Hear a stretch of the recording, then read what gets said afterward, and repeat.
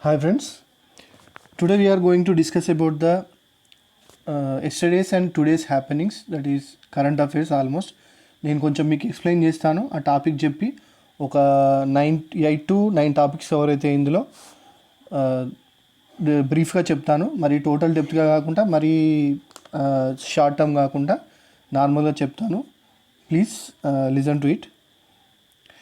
First topic వచ్చేసి IAF to procure hammer missiles. Hammer missiles అంటే ఏంటి? మామూలుగా మనం మిసైల్స్ దేనికి యూజ్ చేస్తాం? అది గ్రౌండ్ టు గ్రౌండ్ కేపబిలిటీ కావచ్చు, ఎయిర్ టు ఎయిర్ కేపబిలిటీ, అంటే ఎయిర్ నుంచి ప్రయోగిస్తే మన దేనికి మన ఫైటర్ జెట్స్ నుంచి, లేదు అంటే కింద నుంచి మన వెపన్ లాంచర్ మిసైల్ లాంచర్స్ నుంచి కూడా అది చేయొచ్చు. బట్ ఈ హమ్మర్ మిసైల్స్ మాత్రం స్పెసిఫిక్గా మనం ఫ్రెంచ్ నుంచి తెచ్చుకున్నాం. ఇవి 60 to 70 కిలోమీటర్స్ టార్గెట్ చేస్తాయి. ఇది emergency financial purchased under emergency financial given to the armed forces. ఇది రీసెంట్గా మనకు ఈస్టర్న్ లడాఖ్లో చైనాతో వచ్చిన గల్వాన్ సంబంధించి చైనాతో వచ్చిన కాన్ఫ్లిక్ట్ వల్ల సెంట్రల్ గవర్నమెంట్ ఏం చేసింది, ఆర్మీకి ఎమర్జెన్సీ పర్చేసింగ్ పవర్స్ ఇచ్చింది. ఎమర్జెన్సీ పర్చేసింగ్ పవర్స్ కింద ఎయిర్ ఫోర్స్కు, నేవీకి అండ్ మన ఆర్మ్డ్ ఫోర్సెస్కు 1,500 crores, అంటే ఈచ్ డివిజన్కు 500 crores ఎవ్రీ 3 డివిజన్లకు విడివిడిగా కేటాయించింది. దాని కింద ఇవి ఎమర్జెన్సీ పర్చేస్లో ఫ్రాన్స్ నుంచి మనం తెప్పిస్తున్నారు. ఇది మనకు ఎట్లాగో రఫేల్ జెట్ అనేది మనకు July 29th రోజు వస్తుంది కాబట్టి అవి 5 fully loaded with Meteor and scalp air to air missiles వస్తున్నాయి. దాంతోపాటు ఇవి ఉండడం వల్ల మనకి హమ్మర్ మిసైల్స్తో బెనిఫిట్ ఏంటిది అంటే, ఇవి మన రఫేల్ జెట్లో యాడ్ చేసుకోవచ్చు. మన ఇప్పుడున్న కేపబిలిటీస్ అంటే MiG-29 కావచ్చు, లేదంటే Su-30 కావచ్చు, మిరాజ్ కావచ్చు, వాటన్నిటికీ రఫేల్ అనేది అడిషనల్గా మనకు అది అవుతుంది. ఎట్ ద సేమ్ టైం అవి హిల్ ఏరియా కాబట్టి hard and shelters and bunkers ఉంటాయి కదా. మనం గూగుల్ మ్యాప్స్లో చూసినాం చాలా వరకు వాళ్ళు బంకర్స్ ఏర్పాటు చేసుకొని, షెల్టర్స్ ఏర్పాటు చేసుకొని ఉన్నారు కదా. అవి బ్రేక్ చేయాలంటే ఈ హమ్మర్ మిసైల్స్ మనకు యూజ్ అవుతాయి. హమ్మర్ అంటే ఏంటిది? Highly agile modular munition extended range. ఇవి ఎంతవరకు మనం ప్రయోగిస్తారనుకున్నాం? 60 to 70 కిలోమీటర్స్. ఇది మనకు రఫేల్ అనేది 4.5 జనరేషన్ జెట్ కాబట్టి ఇది ఈ చైనాను, పాకిస్తాను ఈజీగా ఇప్పుడున్న టెక్నాలజీ ప్రకారం, ఇప్పుడు చైనీస్ టెక్నాలజీ ప్రకారం వాళ్ళకి ఇంకా 5th జనరేషన్ జెట్ రాలేదు కాబట్టి ఇది వాళ్ళను దాటేసి ఉంటుంది. టెక్నాలజీ వాళ్ళను దాటేసి ఉంటుంది. ఈజీగా వాళ్ళను 2 కంట్రీస్ను ఒకటేసారి ఎదుర్కోగల శక్తి ఉంది దీనికి. ఇప్పుడు మనం ఎగ్జాంపుల్ తీసుకుందాం. బాలాకోట్ స్ట్రైక్ అయినప్పుడు మన మిరాజెస్ ఏం చేసినాయి, పాకిస్తాన్ లోపలికి పోయి స్ట్రైక్ చేయాల్సి వచ్చింది. ఎందుకు అంటే వాటి కేపబిలిటీ విజువల్ రేంజ్ నుంచి దాటి మిసైల్స్ అవి ప్రయోగించలేవు. అదే రఫేల్ అయితే మన అంబాలా అంటే హర్యానాలో ఉన్న, లేదంటే మన లేలో ఉన్న అక్కడ ఎయిర్పోర్ట్లో ఉండి డైరెక్ట్ పాకిస్తాన్లో కానీ చైనాలో కానీ టార్గెట్స్ను అది చేయొచ్చు. Okay, going to next topic. ఇది టోటల్ వచ్చేసి మనకు 2023 వరకు 36 రఫేల్ జెట్స్ వస్తున్నాయి. 2023 మార్చ్ వరకు దీని కాస్ట్ మొత్తం వచ్చేసి 58,000 crores. దీన్ని తయారు చేసిన కంపెనీ డసాల్ట్. ఓకే, ఇంకోటి ఏంటిది, బ్రిక్స్లో Sahil Seth, he is the IRS officer appointed as honorary adviser to BRICS. Honorary అంటే గౌరవపూర్వకమైన. ఇదేంటిది? 2011కు సంబంధించిన IRS officer working in Mumbai customs. BRICS chamber of, మనకందరికీ తెలుసు ఈయన ఎప్పటి వరకు ఉంటాడు? 2020 నుంచి 23 years వరకు, అంటే 3 years వరకు ఉంటాడు. బ్రిక్స్ ఎప్పుడు ఫామ్ అయింది? 2009లో ఫామ్ అయింది. సౌత్ ఆఫ్రికా ఎప్పుడు ఇంక్లూడ్ అయింది? 2010లో ఇంక్లూడ్ అయింది. దీనికి హెడ్ క్వార్టర్స్ వచ్చేసి షంఘాయ్. దీంట్లో ఏ కంపెనీస్ ఉంటాయో మనందరికీ తెలుసు కదా, Brazil, Russia, India, China and South Africa. ఇదేంటిది? ఈ పోస్ట్ అనేది voluntary basis, no financials involved. అంటే దీంట్లో ఇది చేసినందుకు అతనికి గౌరవపూర్వకంగా చేసినందుకే గౌరవాధ్యక్షుడు. దానికి ఎట్లాంటి ఫైనాన్షియల్ బెనిఫిట్స్ కానీ శాలరీ కానీ అట్లాంటిది ఏమీ ఉండదు. ఇది ఏంటిది మరి?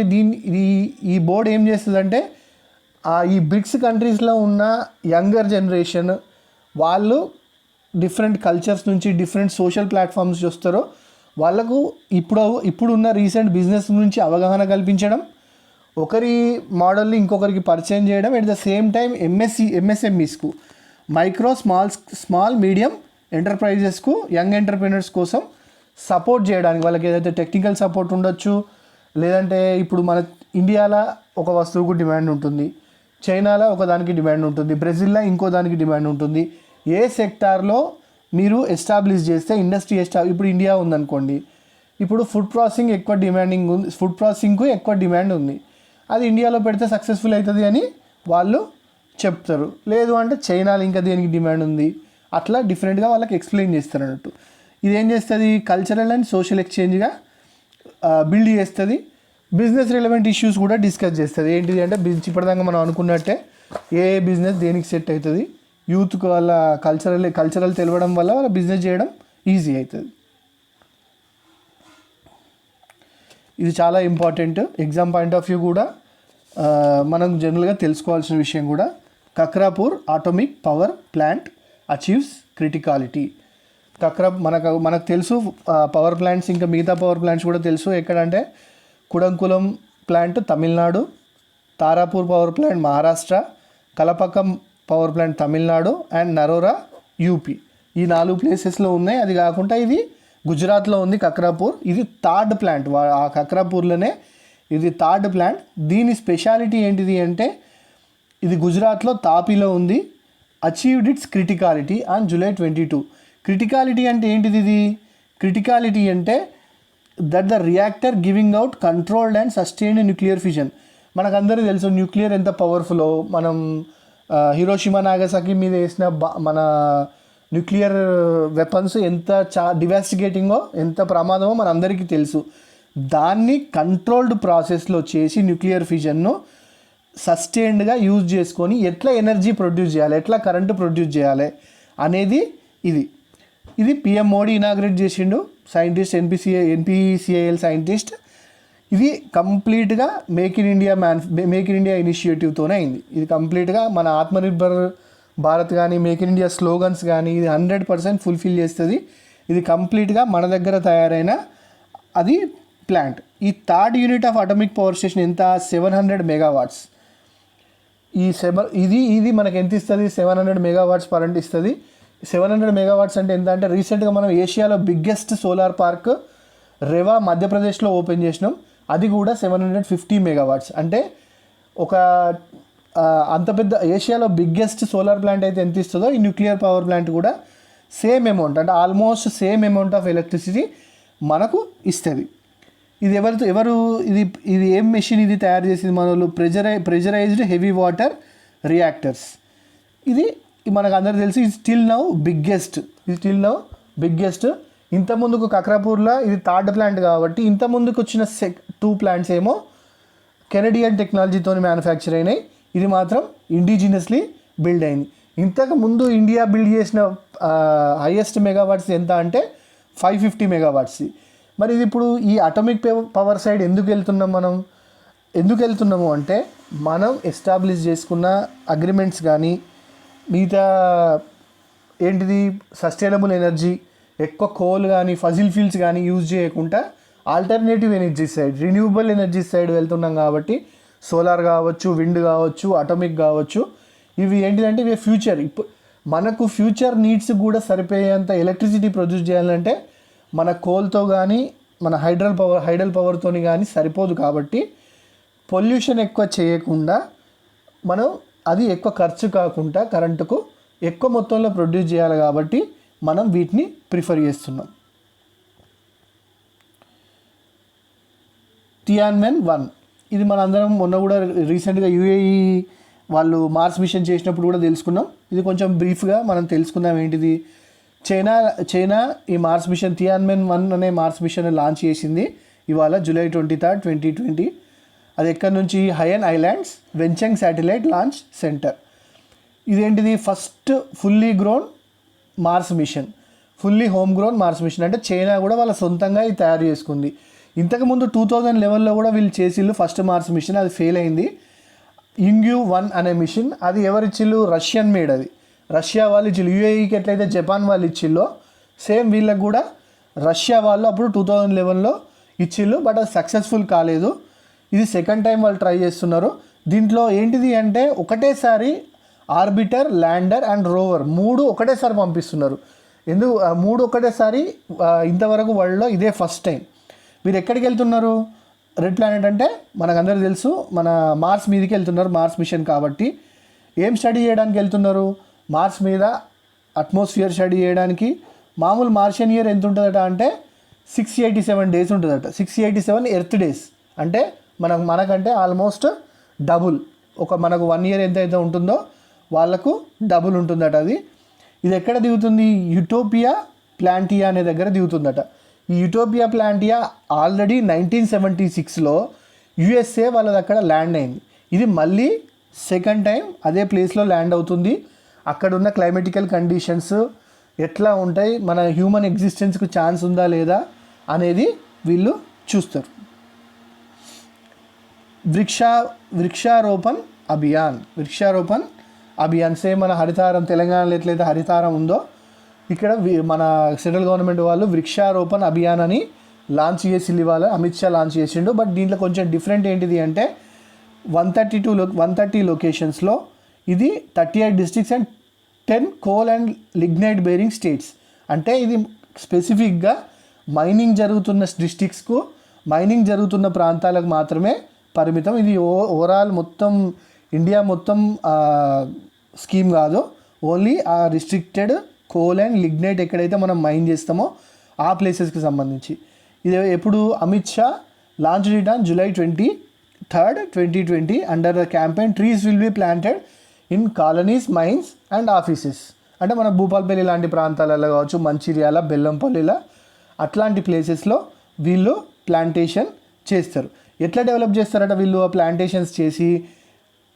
ఈ మన ఎకో పార్క్స్ మోడల్లో which will have adventure, water sport and recreation, bird watching etcetera.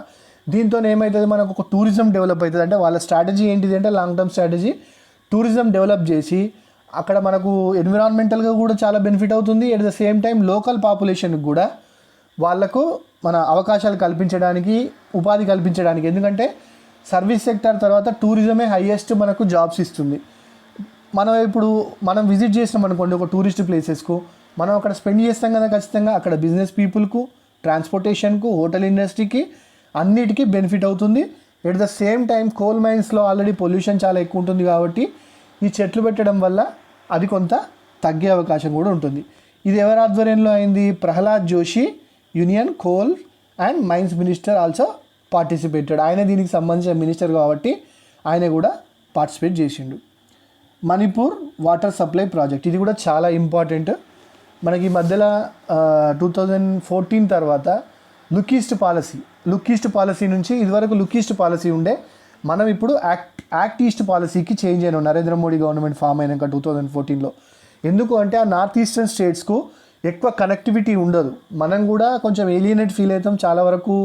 North ఈస్టర్న్స్ను మనం చైనీసో లేకుంటే ఏదైనా సౌత్ ఈస్ట్ ఏషియన్ కంట్రీస్ అనే భావన మనకు కూడా ఉంది. వాళ్ళకు కూడా మేము మెయిన్ల్యాండ్ ఇండియాకి సంబంధించిన వాళ్ళం కాదేమో, మమ్మల్ని డిస్క్రిమినేట్ చేస్తున్నారు అనే ఫీలింగ్ ఉండే. బట్ ఇప్పుడు ఏమవుతుందంటే వాళ్ళకి ట్రాన్స్పోర్ట్ కానీ, రోడ్వేస్ కానీ, రైల్వేస్ కానీ, ఎయిర్పోర్ట్స్ కానీ ఫెసిలిటీస్ కల్పించడంలో కానీ చాలా అడ్వాన్స్డ్గా చేస్తున్నారు. ఒకటి ఎందుకంటే అవి మన బార్డర్ స్టేట్స్ కాబట్టి సెక్యూరిటీ పరంగా, రెండవది కనెక్టివిటీ పరంగా. ఎందుకంటే మనకు సౌత్ ఈస్ట్ అనేది next upcoming biggest business possibility. మనకు ఎక్కువ బిజినెస్ అయ్యే ఛాన్స్ సౌత్ ఈస్ట్ ఏషియన్ కంట్రీస్తోనే ఉంది. అది గేట్వే ఆఫ్ సౌత్ ఈస్ట్ కాబట్టి మనం కంపల్సరీ దాన్ని డెవలప్ చేయాల్సిందే. మళ్ళీ ఆ ప్లేసెస్ కూడా టూరిజంకు, మన డిఫరెంట్ కల్చరల్ డైవర్సిటీకి చాలా ఫేమస్ కాబట్టి మనకు ఆ సైడ్ కూడా డెవలప్మెంట్ అనేది ఉంటుంది. దీన్ని ఎవరు లాంచ్ చేశారు? Narendra Modi foundation stone project virtually అంటే బియాండ్ మన విజువలైజేషన్ జూమ్ నుంచో లేదంటే గూగుల్ మీట్ నుంచో అట్లా లాంచ్ చేసిండు. ఎప్పుడు? On 23rd July 2020. దీనికి ఎవరెవరు అటెండ్ అయ్యారు? Najma Heptulla, Manipur governor, CM Biren Singh and minister Jitendra Singh, DONER minister Jitendra Singh and అక్కడ ఉన్న లోకల్ ఎమ్మెల్యేస్ అండ్ ఎంపీస్. ఇది ఎవరు అండర్టేక్ చేస్తున్నారు? Jal Jeevan mission under fresh water household tap connections. ఇది లార్జర్ విజన్ ఆఫ్ హర్ఘర్ జెల్ బై 2024. దానికి హర్ఘర్ జెల్కు సంబంధించిన దాంట్లో ఇది వస్తుంది. ఏంటిది? Fresh water household tap connections centres Jal Jeevan mission కింద వస్తుంది. వీళ్ళ టార్గెట్ ఏంటిదంటే ఇండియా మొత్తం 2024 వరకు అందరికీ వాటర్ కనెక్షన్ ఇవ్వాలని చెప్పేసి వీళ్ళ టార్గెట్. దాన్ని ఫుల్ఫిల్ చేస్తారని కూడా మనం అనుకుందాం. ఎందుకు అంటే వీళ్ళు పర్ డే 1 lakh ఇస్తున్నారు. పర్ డే 1 lakh ఇండియా మొత్తంలో పర్ డే ఈ స్కీమ్ కింద పర్ డే 1 lakh కలెక్షన్స్ ఇస్తున్నారు.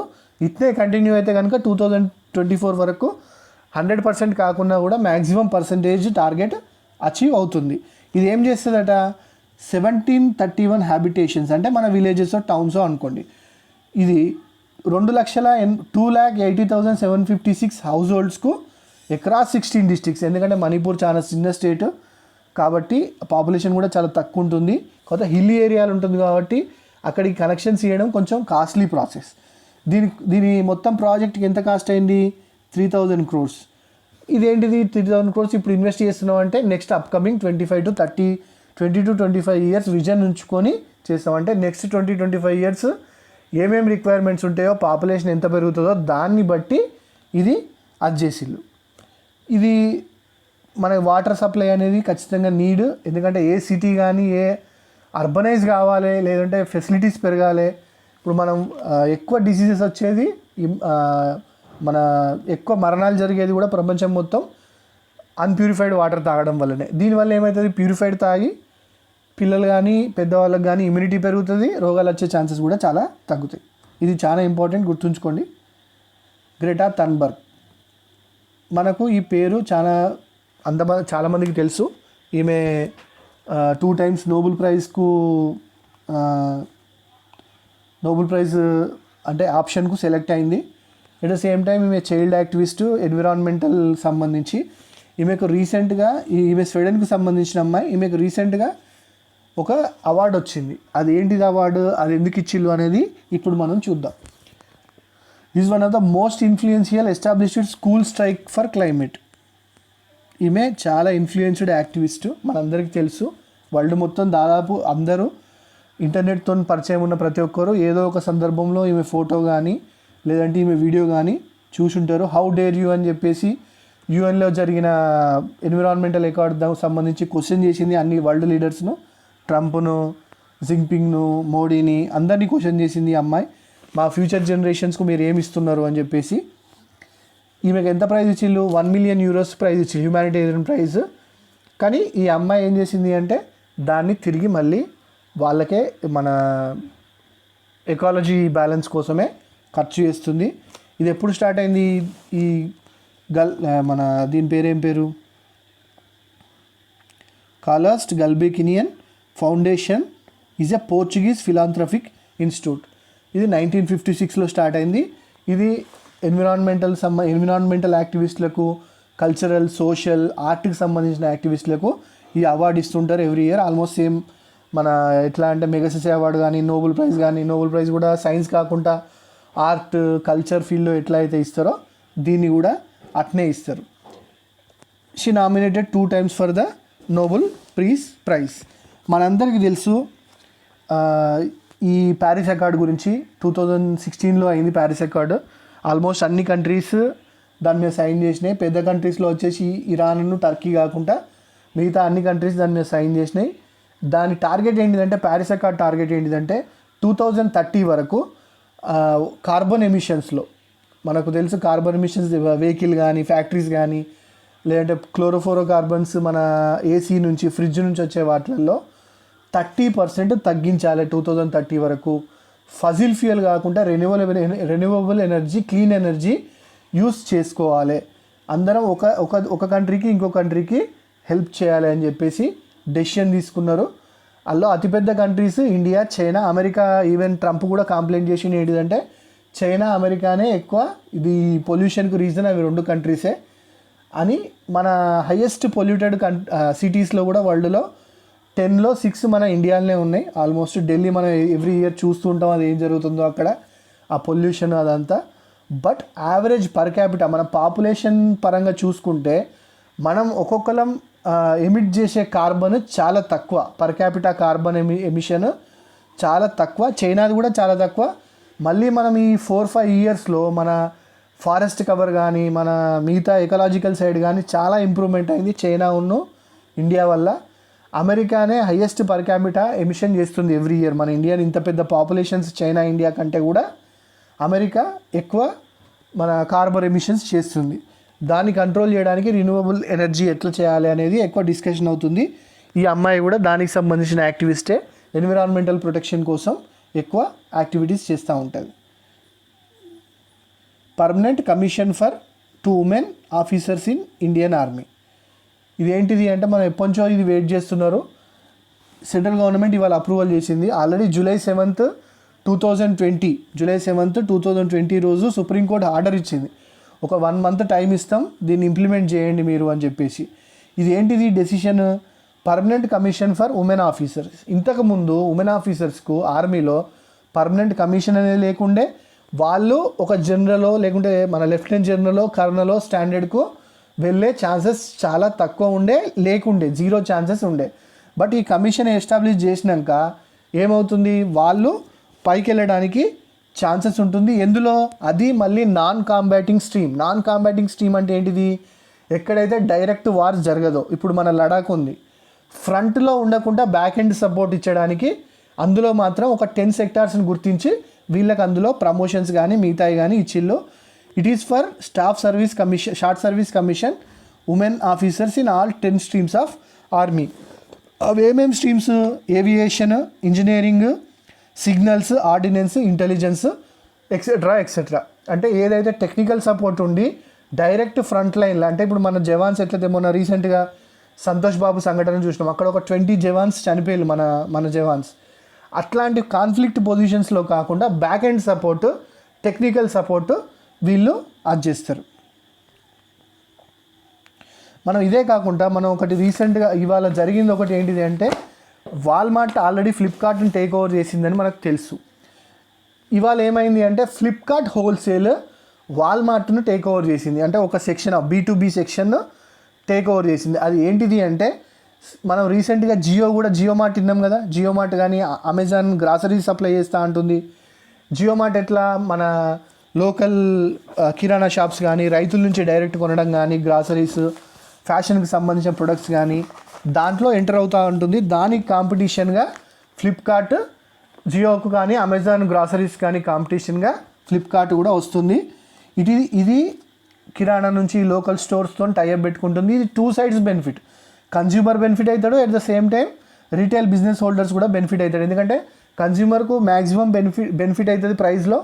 At the same time business వాళ్ళకు కూడా ఏమవుతుంది, వాళ్ళ బిజినెస్ను ఎక్స్పాండ్ చేసుకునే ఛాన్సెస్ వస్తాయి. ఇది ఎప్పుడు లాంచ్ అవుతుంది? నెక్స్ట్ మంత్, అంటే ఆగస్టు 2020లో లాంచ్ అవుతుంది.